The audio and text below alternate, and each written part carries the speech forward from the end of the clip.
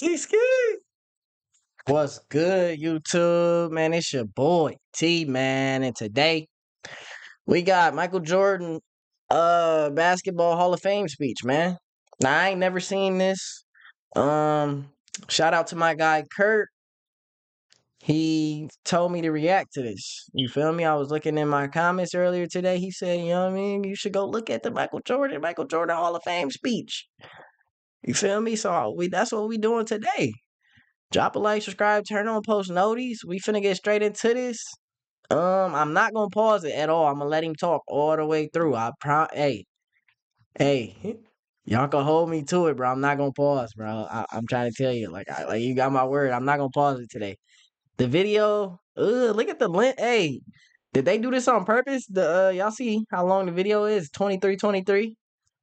That's hard. That's low key hard. But no, we finna get straight into this, bro. Let's get it, bro. I got some Skittles and shit I'm finna be eating and shit. Looking at Michael is one of his basketball role models, the Hall of Famer known as Skywalker, class of 1996, David Thompson. Ladies and gentlemen, Michael Jordan.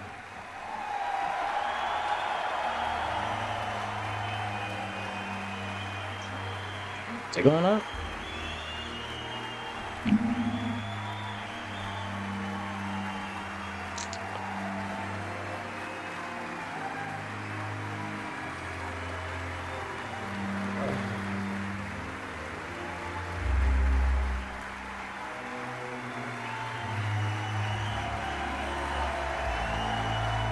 Good job, doctor.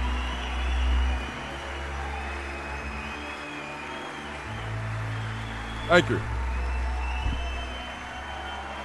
They got the Chinese subtitles on this motherfucker.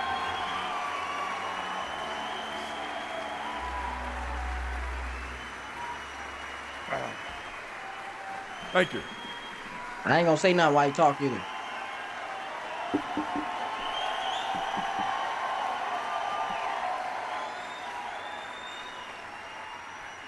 Ooh, Jeffrey, I love you.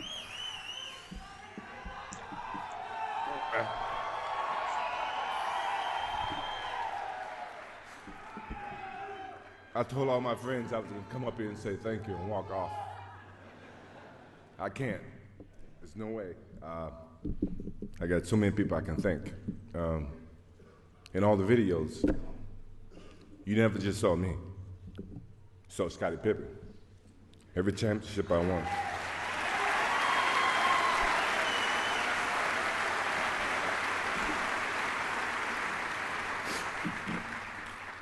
I've had a lot of questions over the last 4 weeks, and everybody's saying, well, why did you pick David Thompson? I know why, and David knows why, and maybe you guys don't know why, but as I grew up in North Carolina, I was 11 years old, 1974, I think, when you guys won the championship. And I was an anti-Carolina guy. I hated UNC. And here I ended up at UNC. But I was in love with David Thompson. Not just for the game of basketball, but in terms of what he represented.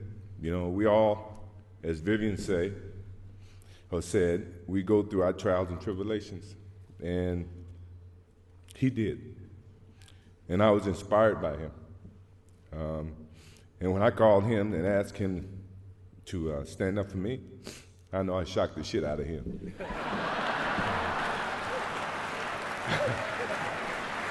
I know I did. Bald as fuck. But he was very, very kind and said, yeah, I do it. And that wasn't a disrespect to any of my Carolina guys. They all know that I'm true blue Carolina guy to the heart. You know, Coach Smith, Larry Brown, Sam Perkins, James Worthy, you know, all of those guys. Well, it all starts with my parents. You guys see all the highlights. What is it about me that you guys don't know? As I sat up here and I watch all the other recipients stand up here and they give their history, and so many things I didn't know about Jerry Sloan. I know he lived on a farm, but I didn't know he was in a small classroom from Never first seen grade his mom to 8th before. grade.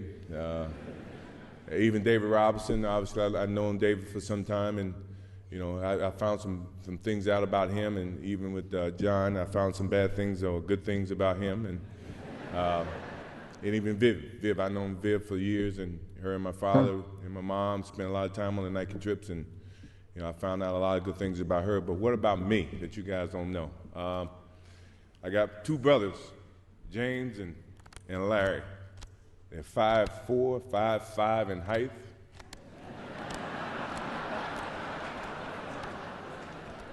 They gave me all I could ever ask for as a brother in terms of competition. You would think that my brother Larry is a ideal situation where small things come in small packages. This dude fought me every single day. And to the extent that my mother used to come out and make us come in because we were fighting way too much. And my older brother was always gone. He served in the Army for 31 years.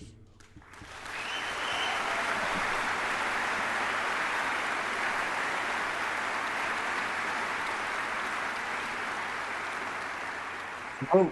And the competition didn't stop there. My sister, who was 1 year younger than me, Roz, never wanted to be home by herself.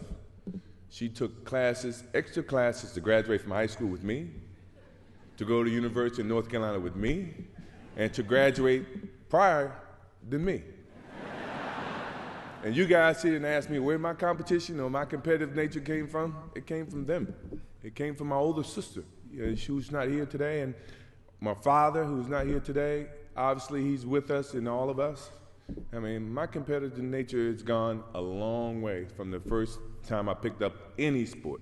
Baseball, football, ran track, basketball, anything that missed class, I played it.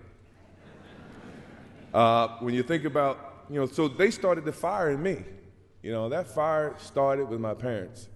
And then, as I moved on in my career, people added wood to that fire. Coach Smith, what else can I say about him? He's a legendary in his, in the game of coaching.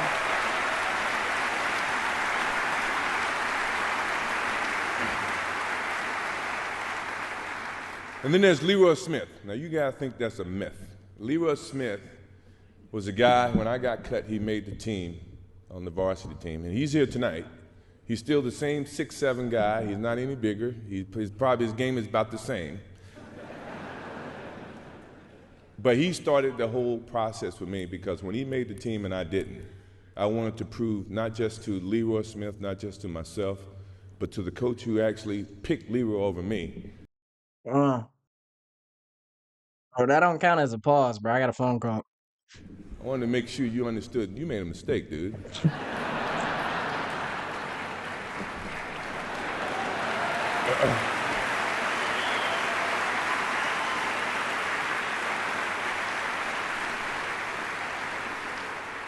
And then there's Buzz Peterson, my roommate. Now, when I first met Buzz, all I heard about was this kid from Asheville, North Carolina, who's player of the year. I'm thinking, well, he ain't never played against me yet. So how did he become player of the year? Is that some type of media, exposure? I came from Wilmington. We had two channels, channel ABC and channel NBC. That was it. I never saw NBA sports at all when I grew up. You didn't have CBS affiliation in North Carolina, in Wilmington. So Buzz Peterson became a dot on my board. And when I got the chance to meet Buzz Peterson on the basketball court or in person, Buzz was a great person. It wasn't a fault of his. It was just my competitive nature. I didn't think he could beat me, or he was better than me as a basketball player. And he became my roommate. And from that point on, he became a focal point, not knowingly. He didn't know it. But he did. And Coach Smith, the day that he was on the Sports Illustrated and he named 4 starters and he didn't name me, that burned me up. Because I thought I belonged on that Sports Illustrated. Now, he had his own vision about giving a freshman that exposure, and I totally understand that, but from a basketball sense, I deserve to be on that Sports Illustrated, and he understands that. And it didn't stop there. My competitive nature went right into the pros. I get to the Bulls, which I was very proud that at the time Jerry Reinsdorf didn't own the team. It was another organization, and Rob Thorne drafted me. Kevin Lockett was my first coach. Kevin used to take practices and put me in the starting five. And he'd make it a competitive thing where the losing team have to run. So now I'm on the winning team, and halfway in the game, halfway in the situation, he would switch me to the losing team. So I take that as a competitive thing by you trying to test me. And by 9 times out of 10, the second team would come back and win no matter what he did. So I appreciate Kevin Lockett for giving me that challenge, providing that type of fire within me. He threw another log on that fire for me. Jerry Reinsdorf. I mean, what else can I say? The next year I come back, I broke my foot. I was out for 65 games. And when I came back, I wanted to play. He and the doctors, they came up with this whole theory that you can only play 7 minutes a game, but I'm practicing 2 hours a day. I'm saying, well, I don't agree with that math, And back then, it was about whoever had the worst record get the most balls and the ping pong balls, and you can decide what pick you're gonna have. But I didn't care about that. I just wanted to win. I wanted to make the playoffs. I wanted to keep that energy going in Chicago. So I had to go in his office and sit down with him. And I said, Jerry, I feel like I should play more than 14 minutes. I'm practicing 2 hours. He says, MJ, I think I have to protect the long term of investment that we've invested in you. And I said, Jerry, I really think I should be able to play. He said, let me ask you this. He said, if you had a headache, and at that time it was about 10% chance that I can re-injure my ankle or my foot. He says, if you have a headache and you got 10 tablets and one of them is coated with cyanide, would you take the Tylenol? And I looked at him, I said, how bad is the headache? Depending on how bad the headache. Jerry looked at me and said, you okay? I guess that's a good answer. You can go back and play. He let me allow to go back and play. And, Jerry provided a lot of different obstacles for me, but at the same time, the guy gave me an opportunity to perform at the highest level in terms of basketball. And the Bulls, the whole Bulls organization, they did a great justice for me and for all my teammates. Believe me, I had a lot of teammates over the 14 years that I played for the Bulls. And, I respected each and every one of them. I just wanted to win. No matter how you look at it. And then along came Doug Collins, who was caught in the whole mix of this, Jerry Krause and Jerry Reinsdorf. And, at the same time, he, when I was trying to play in the summertime, he said, well, you're a part of the organization, and the organization said you can't play in the summertime. I said, Doug, you hadn't read the fine print in my contract. And my contract said I had the love of the game clause. That means I can play anytime I want, any place I want. And Doug looked at me and said, yeah, you're right. And that's how we became, a little closer in terms of Doug Collins and myself. And, Jerry Krause is right there, and Jerry's not here. Obviously, I don't know who invited him. I didn't, but I hope he understands. I hope he understands it goes a long way, and he was a very competitive person. I was a very competitive person. He said organization wins championships. I said, I didn't see organization playing with the flu in Utah. I didn't see him playing with, with the bad ankle. Talk that talk. Granted, I think organizations put together teams, but at the end of the day, the teams got to go out and play. So in essence, I think the players win the championship, and the organization have something to do with it. Don't get me wrong, but don't try to put the organization above the players, because at the end of the day, the players still got to go out there and perform. You guys got to pay us, but I still got to go out and play. Obviously, you see my kids, Jeffrey, Marcus, Jasmine, I love you guys. I think you guys represent a lot of me, a lot of different personalities. Your mom, you represent them as well. I think that you guys have a heavy burden. I wouldn't want to be you guys if I had to, because of all the expectations that you have to deal with. I mean, look around you. They charge $1,000 tickets for this game, for this whole event. It used to be $200. But I paid it. I had no choice. I had a lot of family, a lot of friends I had to bring in. So thank you, Hall of Fame, for raising ticket price, I guess. But you guys. We made them pay? I love you guys. You guys just don't know. You got a whole host of people supporting you, family, friends, people that you don't know, relatives coming out of the woodworks, no matter how you look at it. But I think we taught you right. Your mom and I, hopefully you can make the right decision when the time comes. My mom, What else can I say? My mom never stays still. You think I'm busy? She's always on the go. And without her, she's a rock. She's unbelievable. Right now she takes over 2 jobs.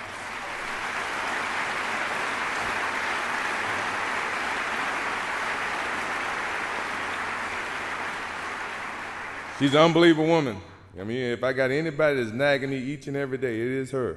And she constantly keeps me focused on the good things about life. You know, how people perceive you, how you respect them, you know, what's good for the kids, what's good for you, you know, how you're perceived publicly, second thought, take a pause and think about, you know, things that you do. And that all came from my parents, you know, it came from my mom. And she's still, at this stage, and I'm 46 years old, she's still parenting me today.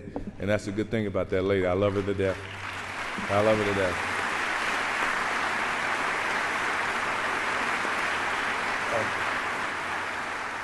And I'm going to thank a couple people that you guys probably wouldn't even think that I would thank. Isaiah Thomas, Magic Johnson, George Gervin. Now, they say it was a so-called freeze-out in my rookie season. I wouldn't have never guessed, but you guys gave me the motivation to say, you know what? Evidently, I haven't proved enough to these guys. I got to prove to them that I deserve what I've gotten on this level. And no matter what people may have said, if it was a rumor, I never took it as truth. Those fatty shits. You guys never froze me out because I was just happy to be there, no matter how you look at it. You know, and from that point forward, you know, I wanted to prove to you, Magic, Larry, George, everybody, that I deserve to be on this level as much as anybody else. And I hopefully, over the period of my career, I've done that, without a doubt. You know, even in the Detroit years, we've done that.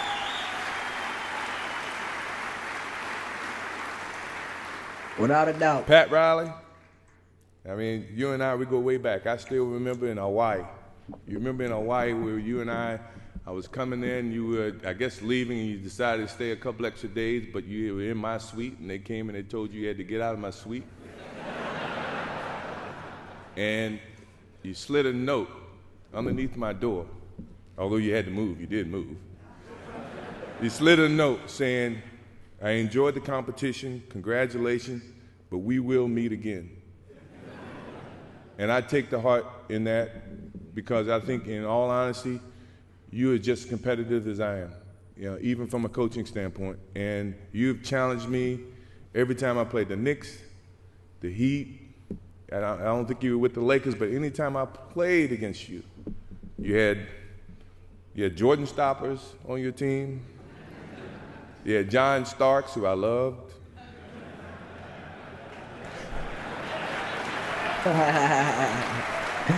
He loved him.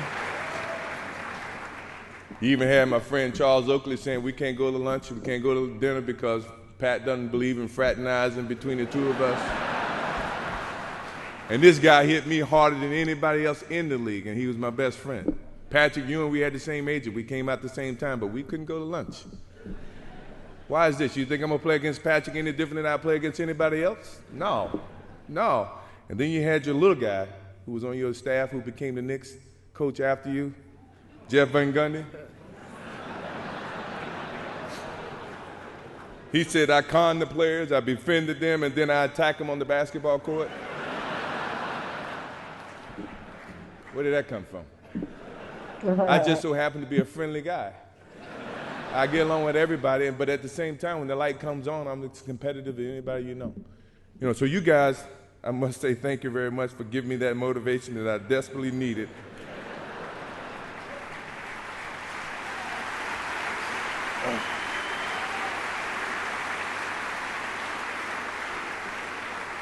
Phil Jackson is, to me, he's a professional Dean Smith. You know, he challenged me mentally, not just physically. You know, he understood the game, along with Tex Winter. They taught me a lot about the basketball game. Tex being the specialist, you know, I could never please Tex. And I love Tex. Tex is not here, but, you know, I know he's here in spirit. He is. I can remember a game coming off the basketball court, and we were down, I don't know, 5 to 10 points, and I go off about 25 points, and we come back and win the game. And we're walking off the floor, and Tex looked at me and says, you know, there's no iron team. I say, Tex, it's not an iron team, but it's an iron win.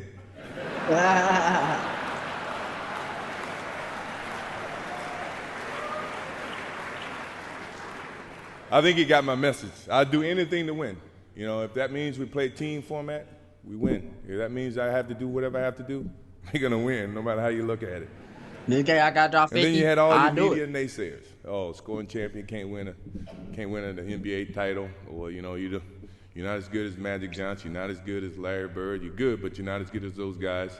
You know, I had to listen to all this, and that put so much wood on that fire that it kept me each and every day trying to get better as a basketball player. Now, I'm not saying they were wrong. I may have looked at them from a different perspective, you know, but at the same time, as a basketball player, I'm trying to become the best that I can, you know, and for someone like me who achieved a lot in over the time of my career, you look for any kind of messages that people may say or do to get you motivated to play the game of basketball at the highest level, because that is when I feel like I excel at my best.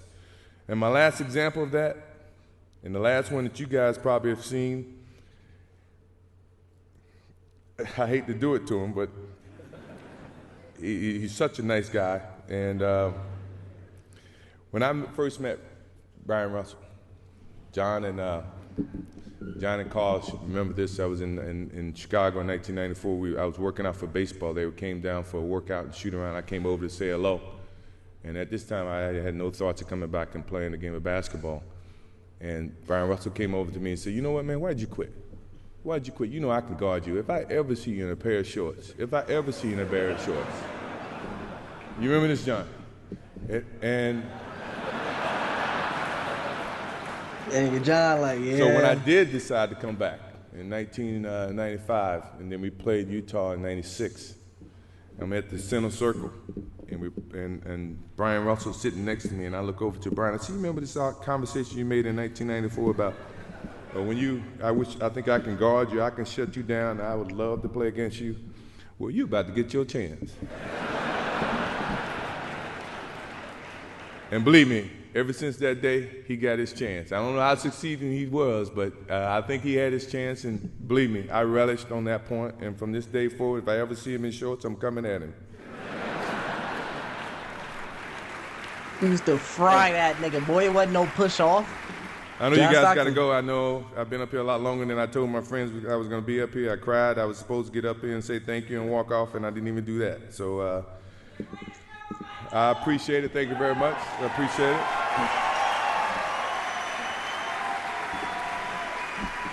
As I close, the game of basketball has been everything to me. My refuge, my place I've always gone when I needed to find comfort and peace. It's been a source of intense pain and a source of most intense feelings of joy and satisfaction, and one that no one can even imagine. It's been a relationship that has evolved over time and has given me the greatest respect and love for the game. It's provided me with a platform to share my passion with millions in a way I neither expected nor could have imagined in my career. I hope that it's given the millions of people that I've touched the optimism and the desire to achieve their goals through hard work, perseverance, and positive attitude. Although I'm recognized with this tremendous honor of being in the Basketball Hall of Fame, I don't look at this moment as a defining end to my relationship with the game of basketball. It's simply a continuation of something that I started a long time ago. One day you might look up and see me playing the game at 50. Oh, don't laugh. Don't. Never say never. That's mellow. Because limits, like fears, are often just an illusion. Thank you very much. Look forward to it.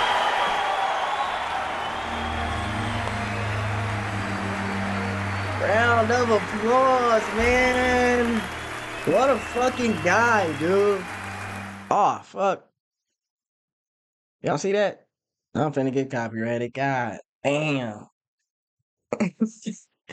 But no, man. What I really got from this, he just a legend, bro. Legend, bro. Never give up. Never quit. Never back down. You got your mindset on something, you better do it. Don't give up on yourself. Don't give up on your dreams. Don't give up on your aspirations. You could do it. You could keep going every single day. Get better. You could get this much better in a day.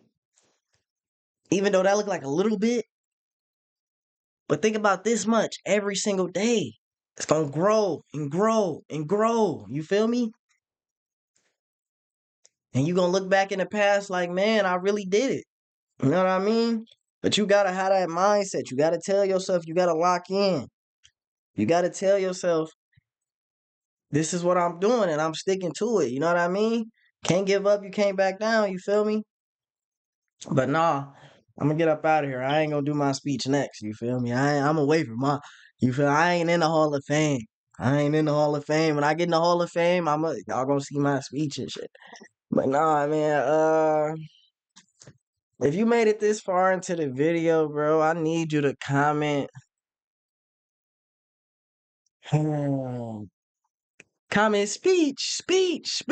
Comment that. Comment that. I'm gonna get up out of here. Y'all let me know what y'all want me to react to next. Um, yeah, bro. I don't really got nothing else to say. Shout out Jeffrey Jordan, man. He's a legend. Finna get up out of here. Make sure if y'all forgot to like and subscribe, turn on post notices, go do that. And I'm gone, fellas. Peace.